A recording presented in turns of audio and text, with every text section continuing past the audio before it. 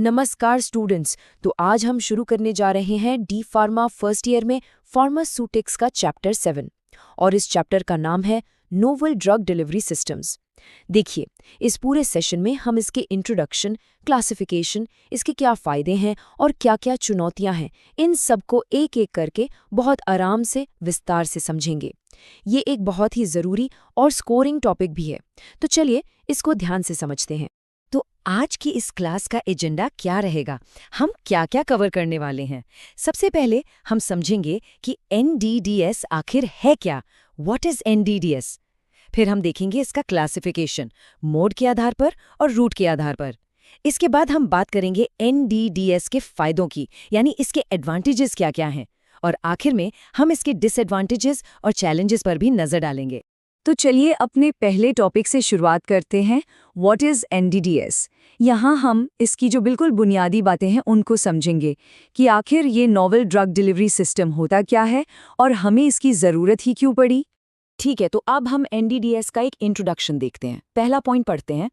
A novel drug delivery system NDDS can be defined as a new approach that combines innovative development, formulations, new technologies, novel methodologies for delivering pharmaceutical compounds in the body as needed to safely achieve its desired pharmacological effects. इसका मतलब ये है students कि NDDS दवा को हमारे शरीर में पहुंचाने का एक नया और बहुत ही एडवांस तरीका है। इसमें नई नई टेक्नोलॉजी, नई नई फॉर्मुलेशंस और नए तरीकों का इस्तेमाल किया जाता है ताकि दवा शरीर में बिल्कुल सही जगह पर, सही समय पर और एकदम सुरक्षित तरीके से अपना असर दिखा सके। चलिए अगला पॉइंट देखते हैं। The new ideas on controlling the pharmacokinetics, pharmacodynamics, non-specific toxicity, biorecognition, and efficiency of drugs were generated. These new strategies are called drug delivery systems, यानी कि DDS। इसका मतलब ये है कि दवा शरीर में कैसे ट्रैवल करती है, कैसे एब्जॉर्ब होती है, जिसे हम फार्माकोकाइनेटिक्स कहते हैं, और दवा शरीर पर क्या असर दिखाती है, जिसे हम फार्माकोडायनामिक्स कहते हैं, और उसके साइड इफ़ेक्ट्स को कैसे कम किया जाए। इन सब चीज़ों को कंट्रोल करने के लिए नए नए आइडियाज़ आए और इन्हीं नई स्ट्रैटेजीज़ को ड्रग डिलीवरी सिस्टम्स यानी कि DDS कहा जाता है। अब अगला पॉइंट है, the method by which a drug is delivered can have a significant effect on it's efficacy. आसान शब्दों में कहें तो दवा को शरीर में किस रास्ते से या किस तरीके से दिया जा रहा है, इस बात का दवा के असर पर बहुत ज़्यादा प्रभाव पड़ता है। आगे देखते हैं। Drug delivery systems DDS are based on an interdisciplinary approach that combines polymer science, pharmaceutics, bioconjugate chemistry and molecular biology. इसका मतलब ये है कि DDS कोई एक अकेला सब्जेक्ट नहीं है, बल्कि ये कई विज्ञानों को मिलाकर बना है, जैसे कि पॉलीमर साइंस, फार्मास्यूटिक्स और मॉलिक्यूलर बायोलॉजी। अब ये पॉइंट देखिए, to minimize drug degradation and loss, to prevent harmful side effects and to increase drug bioavailability। इसका मतलब ये है कि NDDS का जो मुख्य उद्देश्य है वो है दवा को शरीर में खराब होने से बचाना, उसके जो हानिकारक साइड इफेक्ट्स होते हैं उन्हें रोकना और दवा की बायोअवेलेबिलिटी को बढ़ाना। बायोअवेलेबिलिटी का मतलब होता है कि जो दवा दी गई है उसका कितना प्रतिशत हिस्सा हमारे खून में पहुंचकर अपना असर दिखा पाता है। अगला point, Some drugs have an optimum concentration range within which maximum benefit is derived। मतलब कुछ दवाएं ऐसी होती हैं जो खून में एक खास कॉन्सेंट्रेशन पर ही सबसे अच्छा असर दिखाती हैं।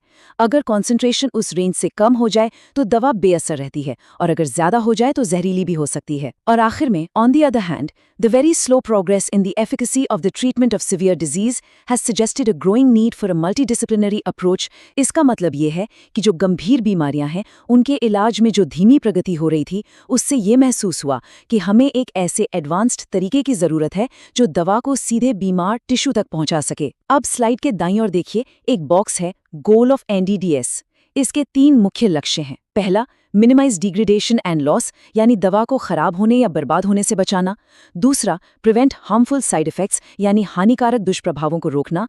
और तीसरा, इंक्रीज बायोअवेलेबिलिटी, यानी दवा की असर को बढ़ाना। तो इंट्रोडक्शन के बाद अब हम अपने दूसरे टॉपिक पर आते हैं, जो है क्लासिफिकेशन बाय मोड। यहाँ हम ये समझेंगे कि NDDS अपने काम करने के तरीके यानी मोड के आधार पर कितने तरह के होते हैं। इस स्लाइड में आप देख सकते हैं कि NDDS का पूरा क्लासिफिकेशन एक फ्लो चार्ट के जरिए समझाया गया है। तो देखिए, इससे मुख्य रूप से 2 तरीकों से क्लासिफाई किया गया है। पहला है 1 बाय मोड ऑफ NDDS, यानी दवा के काम करने के तरीके के आधार पर। इसके अंदर 3 प्रकार आते हैं। Targeted drug delivery system, sustained drug delivery system और कंट्रोल्ड ड्रग डिलीवरी सिस्टम। अच्छा, इन्हें याद रखने के लिए नीचे एक बहुत अच्छी ट्रिक भी दी गई है। रिमेंबर, मोड, टीचर्स से क्लास। यहाँ टी का मतलब है टारगेटेड, एस का मतलब है सस्टेन्ड और सी का मतलब है कंट्रोल्ड। अब जो दूसरा क्लासिफिकेशन है वो है 2 बाय रूट ऑफ एडमिनिस्ट्रेशन, यानी दवा को शरीर में किस रास्ते से दिया जा रहा है। इसके तहत 4 प्रकार हैं: oral drug delivery system, nasopulmonary drug delivery system, muco adhesive drug delivery system और इम्प्लांटेबल ड्रग डिलीवरी सिस्टम। और इसे याद रखने की भी एक ट्रिक है। Remember, route only nice medicines inside. यहाँ ओ से ओरल, एन से नेज़ोपल्मोनरी, एम से म्यूको एडहेसिव और आई से इम्प्लांटेबल है। ये दोनों ट्रिक्स एग्जाम के लिहाज से बहुत महत्वपूर्ण हैं, तो इन्हें जरूर याद रखिएगा। तो चलिए मोड ऑफ एनडीडीएस के पहले प्रकार को समझते हैं, टारगेटेड ड्रग डिलीवरी सिस्टम। पहला पॉइंट है, targeted drug delivery, sometimes called smart drug delivery, is a method of delivering medication to a patient in a manner that increases the concentration of the medication in some parts of the body relative to others. इसका मतलब ये है कि इसे smart drug delivery भी कहा जाता है। ये दवा देने का एक ऐसा तरीका है जो दवा की कॉन्सेंट्रेशन को शरीर के सिर्फ उसी हिस्से में बढ़ाता है जहां पर बीमारी है, और बाकी जो स्वस्थ हिस्से हैं वहां पर दवा को जाने से रोकता है।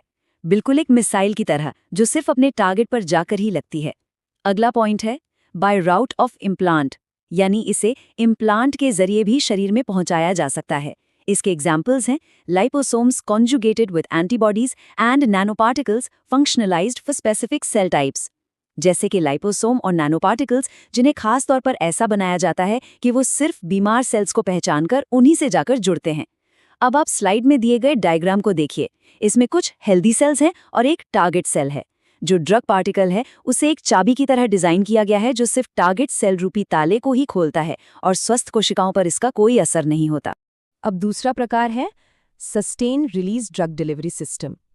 पहला पॉइंट पढ़ते हैं, drug delivery system that is designed to achieve a prolonged therapeutic effect by continuously releasing medication over an extended period of time after administration of a single dose.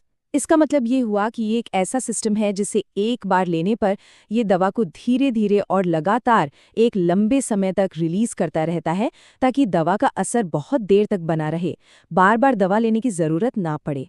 दूसरा point, The basic goal of therapy is to achieve a steady-state blood level that is therapeutically effective and non-toxic for an extended period of time.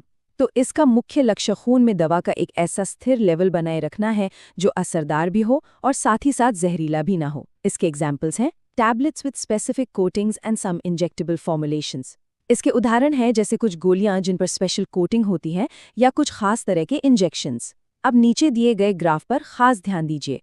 इसके x axis पर है time यानी समय और Y axis पर है drug concentration यानी खून में दवा की मात्रा। जो लाल डॉटेड लाइन है वो टॉक्सिक लेवल को दिखाती है, इसके ऊपर दवा जहरीली हो जाती है, और जो हरी डॉटेड लाइन है वो है मिनिमम इफेक्टिव लेवल जिसके नीचे दवा का कोई असर ही नहीं होता। अब इन दोनों लाइनों के बीच का जो एरिया है उसे हम कहते हैं थेरेप्यूटिक विंडो। आप देख सकते हैं जो कन्वेंशनल डोज वाली लाइन है वो बार बार ऊपर नीचे हो रही है जो कि सेफ नहीं है, जबकि सस्टेन रिलीज वाली काली लाइन एक लंबे समय तक थेरेप्यूटिक विंडो के अंदर ही रहती है जिससे दवा का असर स्थिर और सुरक्षित बना रहता है। मोड के आधार पर तीसरा और आखिरी प्रकार है controlled release drug delivery system. पहला पॉइंट कहता है Controlled release are drug delivery systems which maintain a constant level of drug in blood and tissue for an extended period of time. इसका मतलब है कि ये सिस्टम खून और टिश्यू में दवा का एक बिल्कुल स्थिर यानी कांस्टेंट लेवल बनाए रखता है। दूसरा पॉइंट है It implies a predictability and reproducibility in drug release kinetics. इसका अर्थ ये है कि इसमें दवा कितनी मात्रा में और किस रेट से रिलीज होगी ये पहले से ही तय होता है और हर बार बिल्कुल वैसा ही होता है। इसके एग्जाम्पल्स हैं implants, transdermal patches and some nanoparticles. इसके उदाहरण हैं इम्प्लांट्स, त्वचा पर लगाए जाने वाले पैचेस और कुछ नैनोपार्टिकल्स। अब दाईं ओर की डिफरेंस वाले बॉक्स को देखिए। पहला point, more precise than sustained release. ये सस्टेन्ड रिलीज से भी ज्यादा सटीक, ज्यादा प्रिसाइज होता है। दूसरा point, cruise control for drug levels. इसे दवा के लेवल के लिए क्रूज कंट्रोल की तरह समझ सकते हैं। जैसे कार में क्रूज कंट्रोल लगाने पर स्पीड अपने आप एक जैसी बनी रहती है ना, ठीक वैसे ही ये सिस्टम शरीर में दवा का लेवल बिल्कुल एक जैसा बनाए रखता है। तो हमने मोड के आधार पर क्लासिफिकेशन को अच्छी तरह समझ लिया है। अब हम दूसरे प्रकार की क्लासिफिकेशन पर चलते हैं, जो है क्लासिफिकेशन बाय रूट। इसमें हम देखेंगे कि दवा को शरीर में किस रास्ते से एडमिनिस्टर किया जाता है। रूट ऑफ एडमिनिस्ट्रेशन में पहला प्रकार है ओरल ड्रग डिलीवरी सिस्टम। पहला पॉइंट कहता है, the oral drug delivery method is a favorable route for the administration of the drug, leading to increase treatment efficacy and patient compliance and reducing drug administration frequency. इसका मतलब है कि मुंह से दवा लेना सबसे आम और पसंदीदा तरीका है। ऐसा इसलिए है क्योंकि इससे इलाज का असर बढ़ता है, मरीज के लिए दवा लेना आसान होता है और बार बार दवा लेने की जरूरत भी कम हो जाती है। इसका एक एग्जाम्पल है सबलिंगुअल टैबलेट्स। ये वो गोलियां होती हैं जिन्हें जीभ के नीचे रखकर लिया जाता है। जैसा कि आप बॉक्स में देख सकते हैं, सबलिंगुअल का मतलब ही होता है अंडर द टंग, यानी जीभ के नीचे, जहां से दवा सीधे खून में अब्जॉर्ब हो जाती है। अगला प्रकार है नेज़ोपल्मोनरी ड्रग डिलीवरी सिस्टम। पहला पॉइंट है, pulmonary drug delivery is a route of administration in which patients use an inhaler to inhale their medications and drugs are absorbed into the bloodstream via the lung mucous membrane. इसका मतलब ये है कि ये दवा देने का वो तरीका है जिसमें मरीज एक इन्हेलर का इस्तेमाल करके दवा को सांस के जरिए अपने फेफड़ों तक पहुंचाता है और वहां से दवा फेफड़ों की झिल्ली से होकर सीधे खून में मिल जाती है। इसका एक बहुत कॉमन एग्जाम्पल है मीटर्ड डोज इन्हेलर्स, MDIs। जैसा कि आप तस्वीर में भी देख सकते हैं, जो अस्थमा के मरीज होते हैं वो अक्सर इस तरह के इन्हेलर का इस्तेमाल करते हैं। ये इसका सबसे अच्छा उदाहरण है। तो क्लासिफिकेशन समझने के बाद अब हम अपने अगले टॉपिक की ओर बढ़ते हैं। इस सेक्शन में हम NDDS के एडवांटेजेस यानी कि फ़ायदों के बारे में जानेंगे कि इन एडवांस सिस्टम्स को इस्तेमाल करने के क्या-क्या लाभ होते हैं। चलिए NDDS के फ़ायदों को एक एक करके समझते हैं। पहला फ़ायदा है इम्प्रूव्ड पेशेंट कंप्लायंस। इसका मतलब है कि मरीज के लिए दवा लेने के नियम का पालन करना आसान हो जाता है क्योंकि उसे बार बार दवा नहीं लेनी पड़ती। दूसरा, एक्यूरेट डोजिंग, यानी दवा की बिल्कुल सही मात्रा शरीर में पहुंचती है, न कम न ज्यादा। तीसरा, एनहांस्ड एफिकेसी एंड सेफ्टी। इसका मतलब है कि दवा का असर पहले से बेहतर हो जाता है और ये ज्यादा सुरक्षित भी होती है। चौथा फायदा है डिक्रीज्ड टॉक्सिसिटी / साइड इफेक्ट्स, यानी दवा के जहरीले प्रभाव और जो साइड इफेक्ट्स होते हैं वो बहुत कम हो जाते हैं।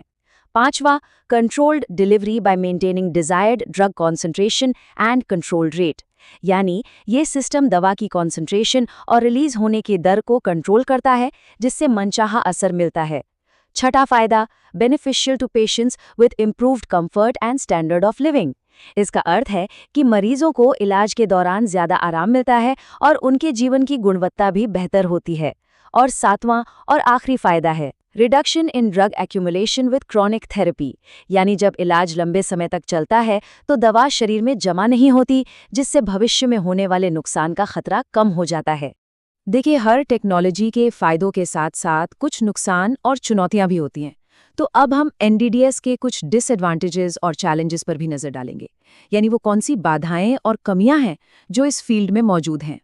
तो अब देखते हैं इसके कुछ डिसएडवांटेजेस यानी कि नुकसान। पहला पॉइंट है लोअर पेशेंट कंप्लायंस। अब ये थोड़ा अजीब लग सकता है क्योंकि हमने फायदे में पढ़ा था कि ये कंप्लायंस को बढ़ाता है, लेकिन देखिए कुछ मामलों में जैसे कि इम्प्लांट्स या ऐसे सिस्टम्स जिन्हें इस्तेमाल करना मुश्किल हो, वहाँ मरीज को परेशानी हो सकती है जिससे कंप्लायंस कम हो सकता है। दूसरा है रिपीटेड डोजेज इज नेसेसरी। कुछ सिस्टम्स में एक निश्चित समय के बाद दवा का असर खत्म हो जाता है और दोबारा डोज लेने की जरूरत पड़ती है, जैसे कि कुछ पैचेस को हर कुछ दिनों में बदलना पड़ता है। तीसरा है large amount of drug must be delivered. लंबे समय तक असर के लिए सिस्टम में शुरुआत में ही दवा की बहुत ज़्यादा मात्रा डालनी पड़ती है, जो कि दवा की कॉस्ट और उसकी स्टेबिलिटी के लिए एक चुनौती हो सकती है। और आखिर में हम देखते हैं challenges of novel drug delivery systems यानी NDDS। पहली चुनौती है problems involved in the delivery of poorly soluble drugs. इसका मतलब है कि ऐसी दवाओं को डिलीवर करना बहुत मुश्किल है जो पानी या शरीर के फ्लूइड्स में आसानी से नहीं घुलती। सीधी सी बात है, अगर दवा घुलेगी नहीं तो एब्जॉर्ब भी नहीं होगी। अगली चुनौती है ओवरकमिंग बायो अवेलेबिलिटी हर्डल्स, यानी बायो अवेलेबिलिटी की बाधाओं को दूर करना। कई बार दवा पेट के एसिड में या लिवर में ही नष्ट हो जाती है और खून तक पहुंच ही नहीं पाती। फिर है overcoming challenges in protein drug delivery. Protein और पेप्टाइड जैसी दवाएं बहुत बड़ी और नाजुक होती हैं। उन्हें शरीर में सही सलामत पहुंचाना एक बहुत बड़ी तकनीकी चुनौती है। अगली चुनौती, challenges in paediatric and geriatric drug delivery, यानी बच्चों और बूढ़े लोगों के लिए खास दवा डिलीवरी सिस्टम बनाना। उनकी शारीरिक ज़रूरतें अलग होती हैं, इसलिए उनके लिए अलग डिज़ाइन की ज़रूरत होती है। और अंत में है overcoming addictive nature of drugs, यानी ऐसी दवाएं जिनकी लत लग सकती है, उनके लिए एक ऐसा सुरक्षित सिस्टम बनाना जिससे उनका गलत इस्तेमाल ना हो सके। ये भी एक बहुत बड़ी चुनौती है। तो स्टूडेंट्स, ये था हमारा आज का session novel drug delivery systems पर। हमने इसकी इंट्रोडक्शन, क्लासिफिकेशन, फायदों और चुनौतियों को विस्तार से समझा है। उम्मीद है कि इस सेशन से आपको एनडीडीएस को समझने में मदद मिली होगी। ये फार्मास्यूटिक्स का एक बहुत ही महत्वपूर्ण टॉपिक है, तो इसे अच्छे से रिवाइज जरूर कीजिएगा। इस क्लास में शामिल होने के लिए आप सभी का धन्यवाद।